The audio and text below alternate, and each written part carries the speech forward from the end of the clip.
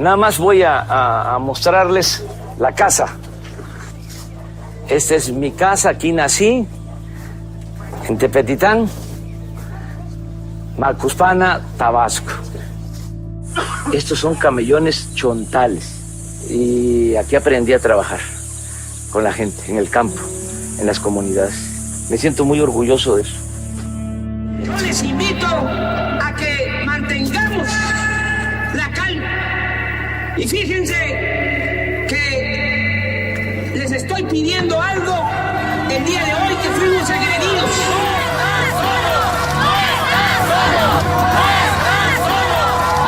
Encarezco continuidad ante este tribunal por el juicio de desafuero en mi contra.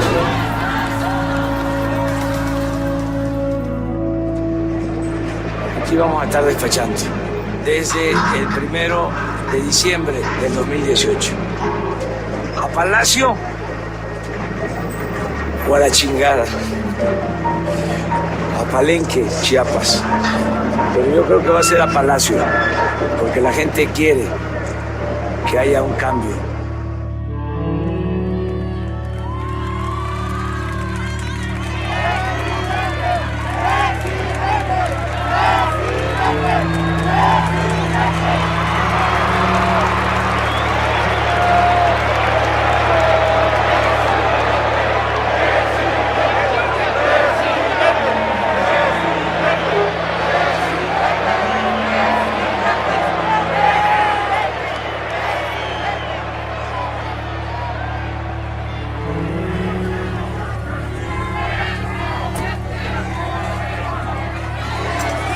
Lo que te dije, a Palenque, a Palacio. El pueblo de México quiso que fuese a Palacio y yo no le voy a fallar al pueblo de México. Voy a estar a la altura de este gran pueblo, el pueblo mexicano.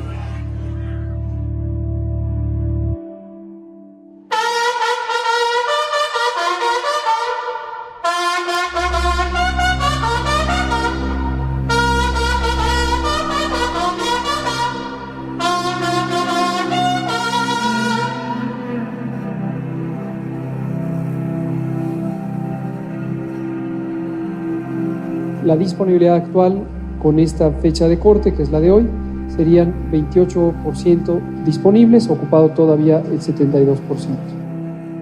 Para aquella petición de 1 millón de cubrebocas 3M que nos tiene parado el gobierno de Estados Unidos con la empresa 3M.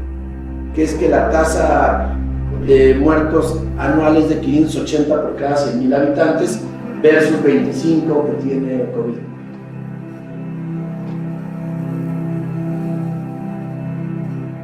Apoyo adentro.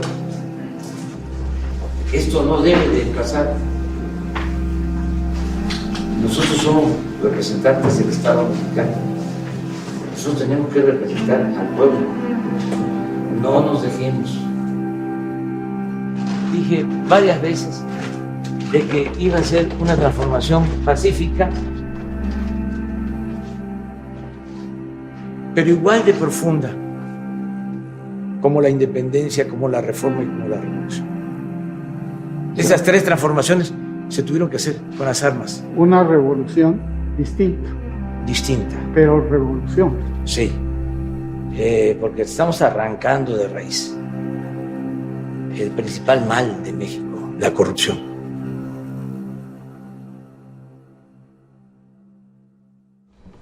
El despacho presidencial no es la silla famosa en la que no se quiso sentar Zapata. Sí se sentó Villa. Zapata no quiso porque dijo que estaba embrujada. Yo de todas maneras la mandé a limpiar antes. Pero aquí trabajo, esta es la oficina del presidente. No se usaba porque, como sabes, los presidentes despachaban fundamentalmente en Los Pinos. Yo decidí venirme acá a Palacio, no solo a trabajar, sino también a vivir, como lo hizo en su tiempo Benito Juárez. Él vivió aquí, en la intendencia del imperio, en lo que era la intendencia del imperio, porque este palacio pues fue virreinal, pero también imperial. Aquí estuvo Maximiliano, Carlota, aquí hay todavía piezas de esa época del imperio. Y luego la República, antes y después del imperio. Estuvo aquí Juárez y aquí murió, y por eso decidí vivir aquí. Ven, te voy a mostrar. Esta es la parte, vamos a decir, más antigua, histórica, del palacio.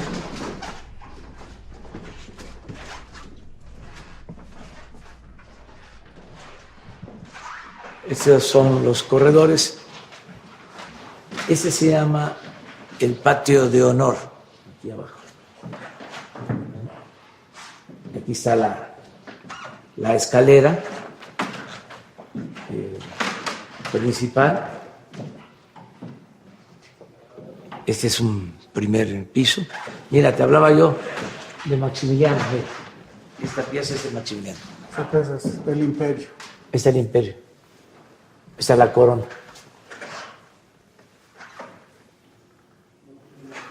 Lo mismo esto. Por favor.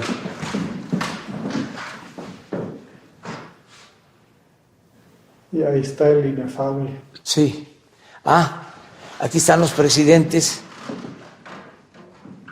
Es Comonfort, Juárez, Lerdo, Porfirio, Madero, Venustiano Carranza.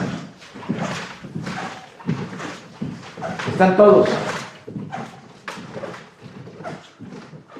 De la Huerta, Obregón, Calles, Portegil y todos los que siguieron. Mira, esta es una sala de juntas también.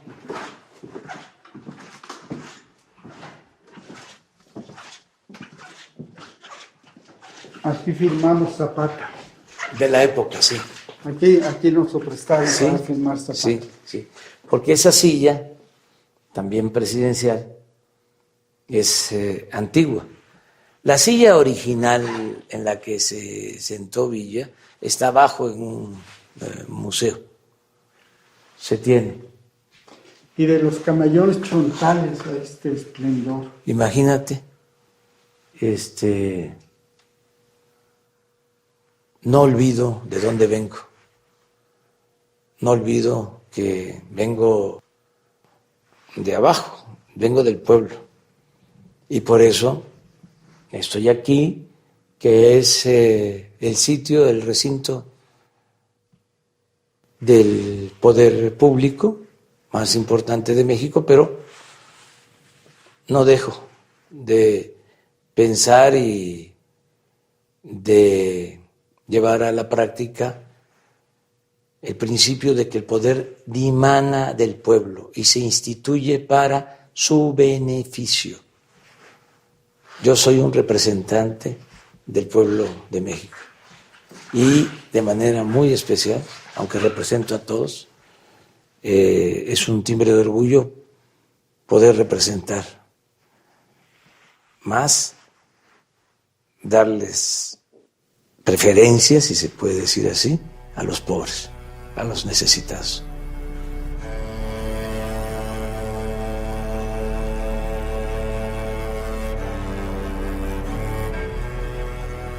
Este es el Leona Vicario, tenía otro nombre.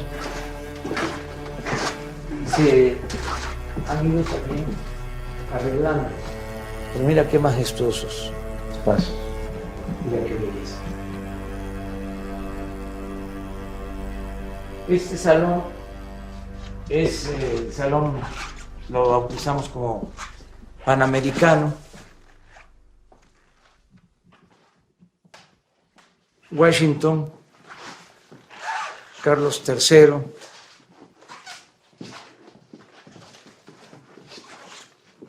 el Libertador, Bolívar y Martí. Que Martí está más presente que nunca. El pensamiento martiano parece ser una influencia decisiva, ¿no? Sí, hay que regresar a Martí, diría Silvio Rodríguez. Tenemos que inspirarnos en nuestros héroes, los padres de nuestras patrias. Ahí está el proyecto. Lo que pasa es que se abandonó, se fue eclipsando. Pero hay que regresar a Hidalgo, a Morelos, a Juárez, a Martí, a Bolívar, a Madero, a Villa, a Zapata, al general Cárdenas. Ahí están las enseñanzas. Y también a Salvador Allende, en el caso de América Latina, a Nelson Mandela, a Luther King, a Gandhi y a muchos otros que son referentes. Ser nacionales y universales. Pero como decía Martí, precisamente, aunque haya un injerto, decía, con lo universal, procuremos que el tronco sea nuestro, que siempre el tronco sea nuestro. No dejemos de ser internacionalistas, universales, pero que no olvidemos nuestra identidad, nuestra idiosincrasia. Un error gravísimo. Por eso fracasó el modelo neoliberal, entre otras cosas. Es de que se impuso de manera homogénea, sin respetar las características propias de cada pueblo, de cada nación. Fue una imposición. No es posible ni en México hacer eso, porque México es un mosaico cultural. Son muchos Méxicos. Entonces, imagínate una sola receta para todo el mundo, una sola agenda para todo el mundo, reformas estructurales para todo el mundo, lo mismo, privatización para todo el mundo, reforma energética para todo el mundo, reforma laboral para todo el mundo, reforma fiscal para todo el mundo, igual para aplicarse en España o en Francia o en Argentina o en Brasil o en México. Eso es un absurdo. Eso fue una actitud prepotente. Las políticas económicas se tienen que aplicar a partir de cada realidad. En el caso de nosotros fue vergonzoso que durante 30 años no se hizo un plan de desarrollo propio, apegado a nuestra realidad. Se copiaban. Siempre se copiaba. ¿Sí? Ahora el plan de desarrollo nuestro es distinto completamente. Fue una ruptura, un antes y un después. Y ya en el plan de desarrollo nuestro, pues lo fundamental es el bienestar, es el combate a la corrupción, la austeridad, nada de eso estaba en el modelo neoliberal impuesto por décadas en el país. Pero en fin, vamos a seguir. Este es el Salón de Embajadores. Aquí se recibían las cartas credenciales. Yo ya no lo hago así. Yo recibo a los embajadores en el despacho, pero era para esto, el salón. Un gobierno austero tiene también Sí, que conservar, digamos, una línea de actuación Sí. incluso en estas instalaciones. sí. Cambiar, mantener el protocolo republicano con algunos cambios. Y este es el salón principal. Mira la belleza. Estos son retratos de la época. Los retratos de época. Es la batalla de Puebla.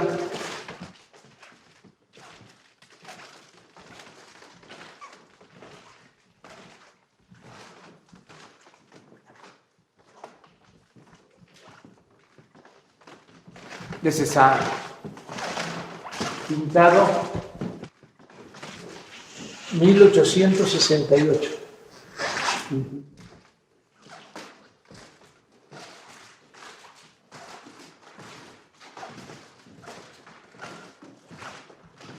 El encuentro de Tenochtitlan.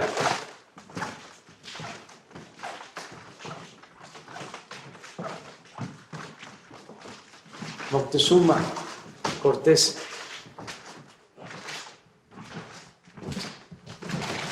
Este es el balcón. Desde donde se hace el grito, Sí, aquí es bajo del cual el grito. pero debajo del cual se celebraron las jornadas de lucha durante muchos años. Muchos años. Sí. Muchos años, con momentos muy tristes. Sí. Pues aquí estuvimos protestando. Vamos a ver si podemos abrir. No, yo creo que no vamos a poder. Es que esto...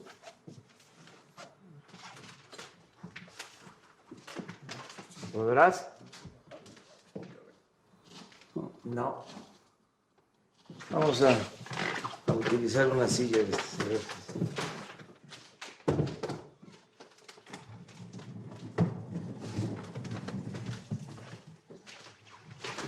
Vamos. Un momentito. Ahí está. No le pasó nada. Pero esa es una imagen del presidente. Hay que hacer las cosas uno mismo. No con ya estuviera aquí el Estado Mayor. Ah, sí. ¿Sabes cuántos cuidaban al presidente, verdad? Sí. 8,000.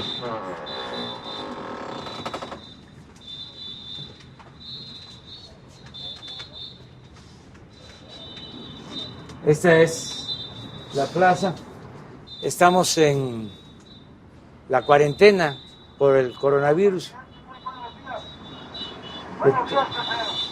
De todas maneras, Qué bueno que nos esté saludando. Para nosotros es un alivio saludar al primer mandatario de la nación. Nosotros votamos por usted porque sabíamos que era usted nuestro gallo y por eso está ahí. Qué bueno, señor presidente. Le agradecemos el apoyo a los adultos mayores, a las madres solteras, a los estudiantes, a todos, señor. Qué bueno. Necesitamos un presidente exactamente a la altura de usted. Venimos hoy porque el 27 de abril venimos y nadie nos atendió, señor. Y venimos con fundamento en el artículo 8, de forma respetuosa, porque sabemos que usted es un juarista del Hueso Colorado. Señor, lo felicitamos y ojalá y su gobierno sea el mejor de todos. Hay malos funcionarios públicos, señor. Hay ellos cóbranos. Venimos el 27, nos oyeron, pero nadie nos atendió. Queremos una mesa de trabajo. Solicitamos el seguro de desempleo a las mujeres que están en aquí. Tenemos una comisión de Mesqui de la Tierra de los Muertos. de Tláhuac, de Milpalta, donde estuvo allá arriba. Nosotros venimos porque creemos firmemente en Andrés Manuel López Obrador. Bueno, les van a atender ahora. Aquí lo esperamos, señor. Sí. Gracias, señor. Gracias. ¡Arriba! Sana, López Obrador. sana distancia, sana distancia. Anda a distancia, señor. Sí, estuvimos en el balcón de allá enfrente. Allá es la jefatura de gobierno. Sí, te acuerdas, ¿no? Estuvimos hablando de cómo Ah, sí, me acuerdo el que de... desafuero de, Sí, de sí, que sí. se salió de ahí Sí. y ahora acá. Estaba la promesa de Guapalenque o Guapalacio. Guapalenque, Guapalacio. Sí. Sí, ese video muy bueno. Vamos a hacerlo.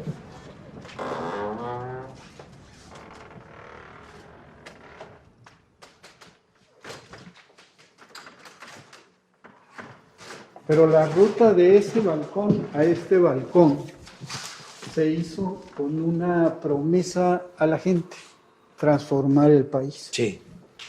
Yo siento que con la epidemia esta promesa va tomando cuerpo acelerada y profundamente.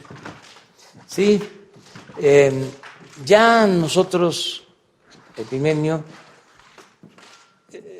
sabíamos de el fracaso del modelo neoliberal desde antes de llegar a la presidencia y ya no lo tomamos en cuenta.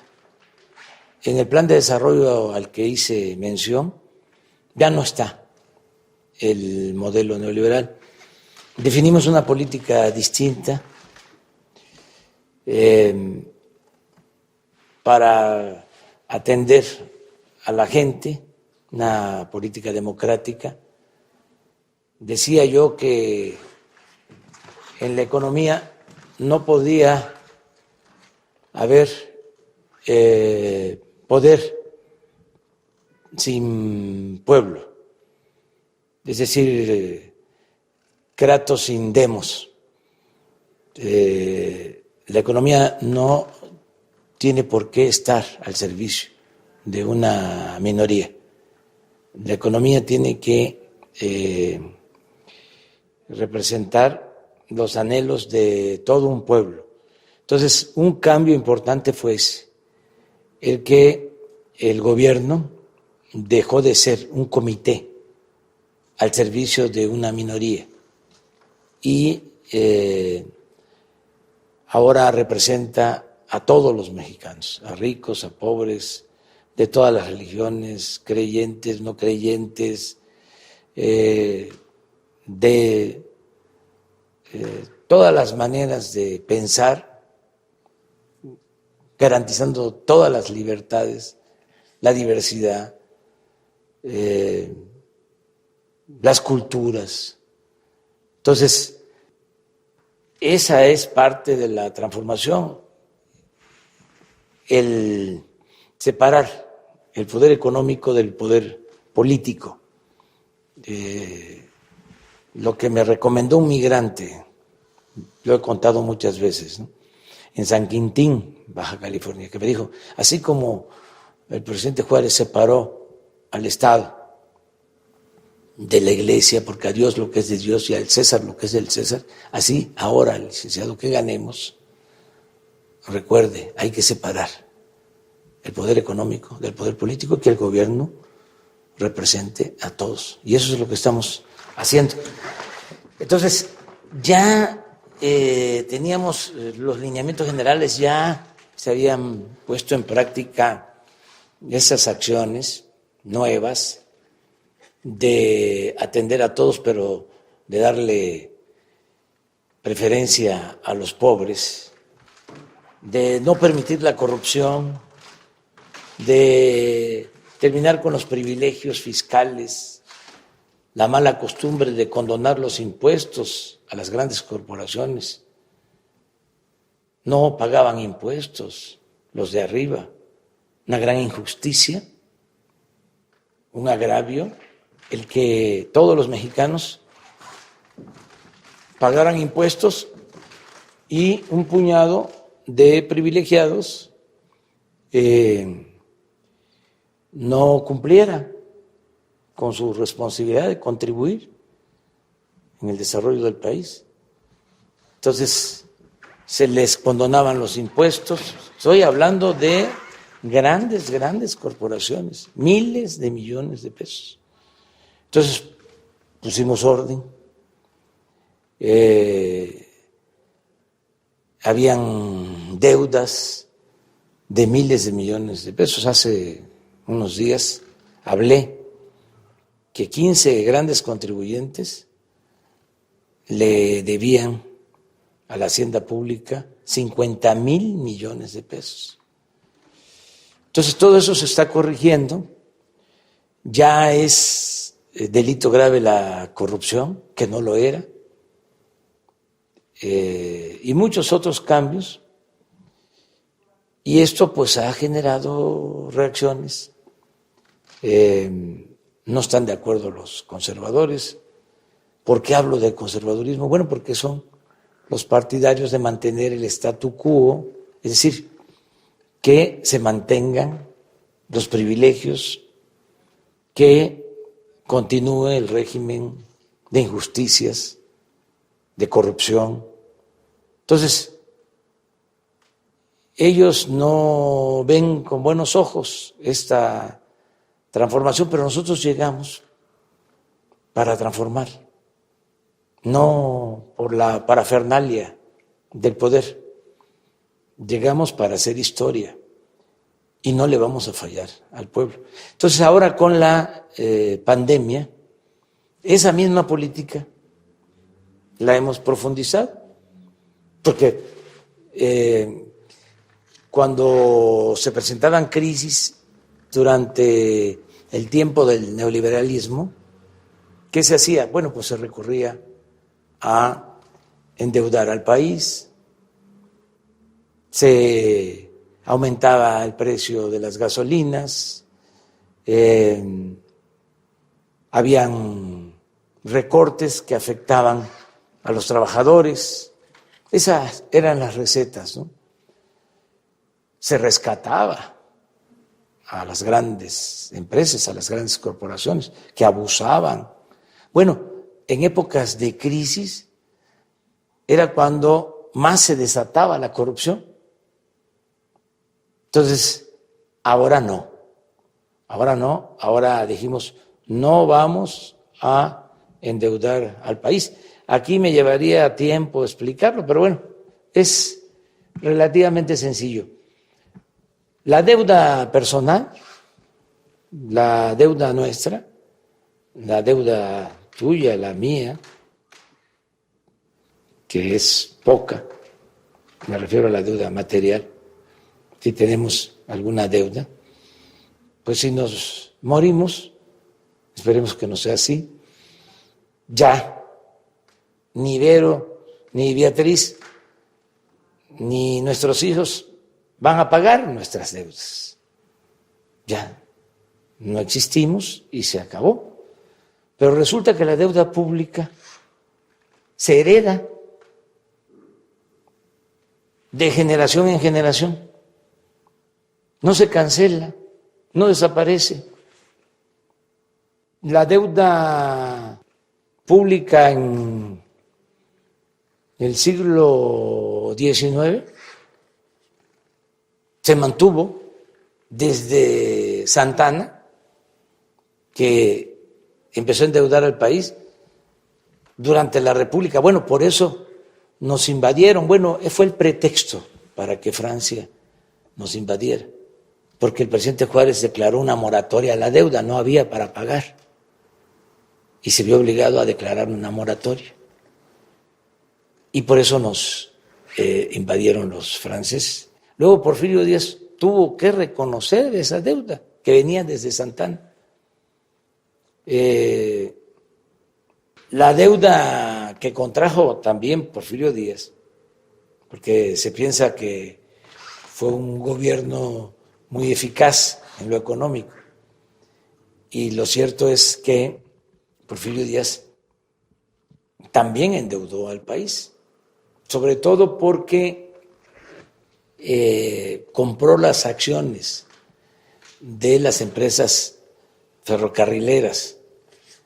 Las compañías extranjeras que tenían los ferrocarriles fueron rescatadas por el gobierno, una especie de FOAPROA en aquel entonces, y la deuda pasó a manos del gobierno. Los ferrocarriles se volvieron nacionales porque el gobierno compró los bonos, se endeudó, pero mira lo que era ese régimen para los insensatos que dicen que fue un buen gobierno. Ya era nuestro todo el sistema de ferrocarriles, porque ya se había rescatado, se le había comprado a las empresas extranjeras y los extranjeros seguían manejando los ferrocarriles, ya siendo nuestro. Doble saqueo. Sí, porque no se le tenía confianza, fe al pueblo de México. Es hasta Madero en que ya empiezan los mexicanos a manejar los ferrocarriles, que eran nuestros. Pero bueno, las deudas se van heredando de generación en generación. Últimamente hablábamos de el FOAPROA. Es una deuda que originalmente significaba 1 billón de pesos hace 20 años. Se han pagado de intereses otro billón y todavía la deuda se mantiene, el principal. En lo general tenemos con el FOAPROA ese rescate que se hizo de grandes corporaciones, esa operación de convertir deudas privadas de unos cuantos en deuda pública costó 3 billones de pesos. Esto ya la estamos pagando y se calcula que se va a terminar de pagar en 50 años. Fíjate, nosotros llegamos aquí y por mantener la confianza en el país, para no provocar una crisis, para respetar acuerdos, decidimos seguir pagando los intereses de esa deuda. Y a mí me tocó, yo que estuve siempre en contra del FOAPROA, que escribí un libro que se llama FOAPROA Expediente Abierto, que documenté todo el saqueo, me toca a mí enviar desde el año pasado el presupuesto para la aprobación en la Cámara y ya tengo que contemplar 40,000 millones de pesos de intereses por un año. Este año también 40, 50,000 millones de pesos solo de intereses del FOAPROA. Entonces, no vamos a seguir con eso. Viene la crisis sanitaria, la de el coronavirus, la pandemia, y todos los gobiernos, siguiendo las recomendaciones del Fondo Monetario Internacional, lo que hacen es endeudarse. Nosotros no. Nosotros ahora estamos profundizando en el combate a la corrupción y en la austeridad. Antes se le pedía al pueblo que se apretara el cinturón. Ahora el gobierno es el que se está apretando el cinturón. Te pongo un ejemplo. El último año del gobierno del presidente Peña, aquí en la presidencia, ejercieron 3,600 millones de pesos. Nosotros ya, el año pasado, del primer año de gobierno, ejercimos 800 millones. Es decir, 2,800 millones menos. de 3.600 en el 2018 a 800 millones en el 2019. Y este año, porque le estamos dando otra vuelta a la tuerca, vamos a ejercer 600 en la presidencia. Y no ha habido demérito. No vamos a presumir que es mejor ahora la presidencia que la que había antes, pero sí podemos decir, cuando menos, que pues es lo mismo. ¿Cuál es la diferencia? Bueno, ya, mira cómo estamos aquí solos. Hablabas del Estado Mayor, ya no existe 8,000 elementos para cuidar al presidente y toda la parafernalia de poder, los aviones, la servidumbre, como si fuésemos una realeza, como parte de una monarquía y no de una república. Y te hablaba yo hace un momento de cómo hay que regresar a nuestros héroes, a las enseñanzas de nuestros héroes. Es regresar a Juárez, que decía, el funcionario tiene que aprender a vivir en la justa medianía. Esas son las enseñanzas que estamos aplicando. La transformación va. Y también dije varias veces de que iba a ser una transformación pacífica, pero igual de profunda como la independencia, como la reforma y como la revolución. Esas tres transformaciones se tuvieron que hacer con las armas. Una revolución Distinta. pero revolución. Sí, porque estamos arrancando de raíz el principal mal de México, la corrupción. Entonces, esto, como es natural, genera inconformidades y hay grupos que se oponen. De ahí viene el término reacción, los reaccionarios. Yo creo que todavía no alcanzan, ¿no?, a constituir un grupo reaccionario, porque todavía no se articulan bien. Desde luego, sí están muy enojados, están de mal talento y talante, porque nos están atacando mucho en los medios de comunicación convencionales, todos los días. Y están, incluso yo siento, que pasan del enojo a la conspiración y a la incitación al golpe. Sí, pero no hay condiciones para eso. No han podido crear esas condiciones. Y además, nosotros tenemos el apoyo de la gente, el respaldo popular. Pudieron derrocar y asesinar a Madero porque, siendo un hombre bueno, un demócrata auténtico, no pudo o no le dio el tiempo para hacerse de una base social de apoyo. Creo que perdió la oportunidad cuando había buenas relaciones con Zapata. Con Zapata y con Villa. Y con Villa. Con Villa siempre las tuvo. Pero con Zapata lo perdió. Sí, con Zapata, a pesar de que se llevaban bien, terminaron por separarse y se quedó en el aire. Cuando sale aquí,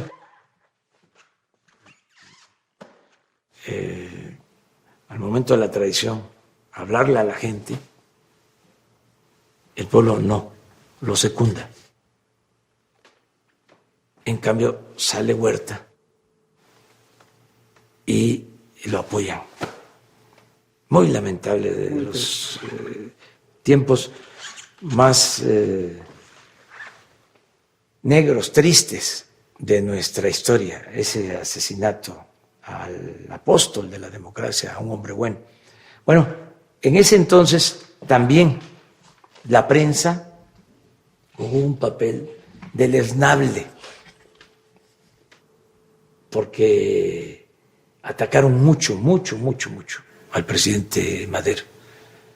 Ahora son, repito, situaciones distintas. Contamos con el apoyo de la gente, que eso es fundamental. Yo he dicho que cuando el pueblo ya no me quiera, como dice la canción, ese día voy a llorar y me voy a Palenque. No voy a estar yo a la fuerza. Un gobernante en un proceso de transformación sin apoyo popular no es nada. Y además no me interesa a mí el cargo si no es para transformar. Afortunadamente hay muy buena comunicación entre el pueblo y el gobierno, no hay divorcio y hay respaldo popular. Y lo otro que es distinto son los medios, que ahora no solo son los periódicos, la radio, la televisión, ayuda muchísimo lo de las redes sociales. Mucho lo de las redes sociales. Esa fue una gran transformación. No se ha entendido, pero es una bendición, porque si no, nos tendrían cercados y podrían vencernos. Pero con las redes sociales hay defensa, hay réplica. Son millones los periodistas, los que interactúan en redes sociales, de ciudadanos que nos defienden. Entonces, está roto el bloqueo de siempre. Mira, hablando de Zapata, las redes sociales son un escudo, nos ayudan mucho. Fíjate lo que decía yo, no se entiende. El conservadurismo siempre se apoyó en los periódicos.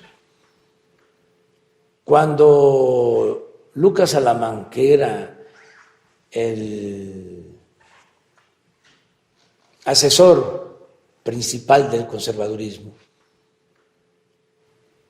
el líder intelectual del conservadurismo en el siglo XIX, cuando querían que regresara Santana a México, después del 47, después de que nos arrebataron más de la mitad de nuestro territorio, y Santana fue responsable, y se tiene que ir al extranjero, después de esa gran tragedia, todavía los conservadores van a buscar a Santana. Ya había estado 10 veces en la presidencia. Y le escribe Lucas Alamán y le dice: venga, no se preocupe, porque nosotros manejamos la opinión general, lo que después se empezó a llamar opinión pública. Nosotros manejamos la opinión general porque nosotros somos los que controlamos a los principales periódicos del país. Y en efecto, regresó Santana y desde Veracruz hasta la Ciudad de México ovacionaron. ¿Sí? Bueno, estamos hablando de 70 años, porque esto fue en 1853, 1852, como 70 años antes de Goebbels, que decía que la propaganda era lo fundamental, que una mentira que se repetía muchas veces se convertía en verdad. Lo que hicieron conmigo en el 2006. O sea, peligro para México, peligro para México, peligro para México, peligro para México. Y bueno, sobre eso están ahora. Sí, pero ya no es lo mismo. Fíjate cómo, a la par de que se derrumba el modelo económico neoliberal, se cae también ese modelo de comunicación que tardó siglos. Por eso se hablaba del cuarto poder. Entonces, eso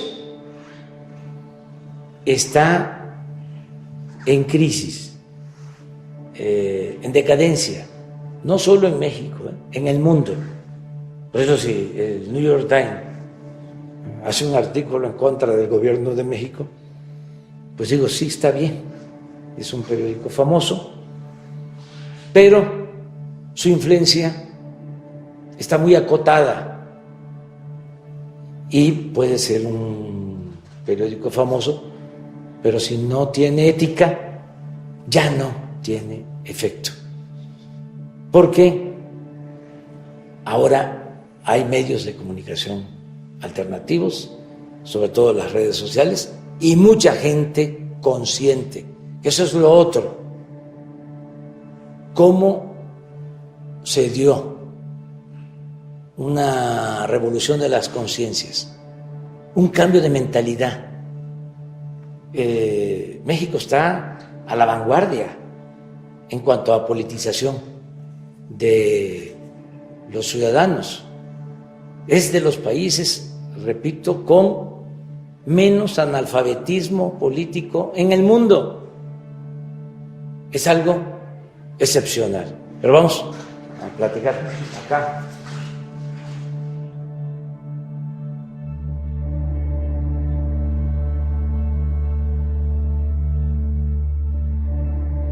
Ya hicimos esta sala. Cuauhtémoc la dignidad de nuestro pueblo.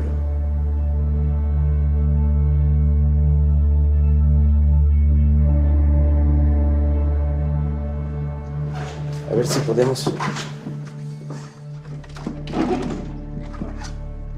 La escalera de honor.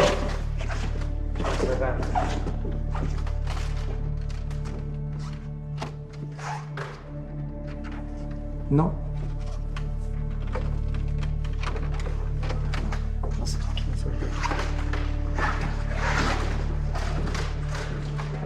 Sí, a ver si usamos. Jessy.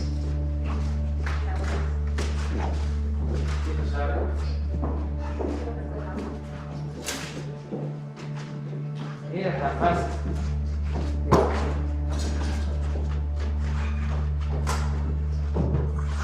¿Cómo te sientes? ¿Qué? No es la tarde, los unos años.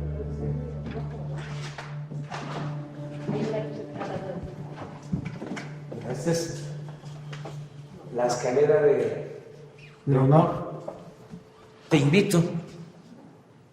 Aquí suben y bajan los jefes de Estado, pero tú representas al pueblo de México. Ven. Así que ese es un derecho.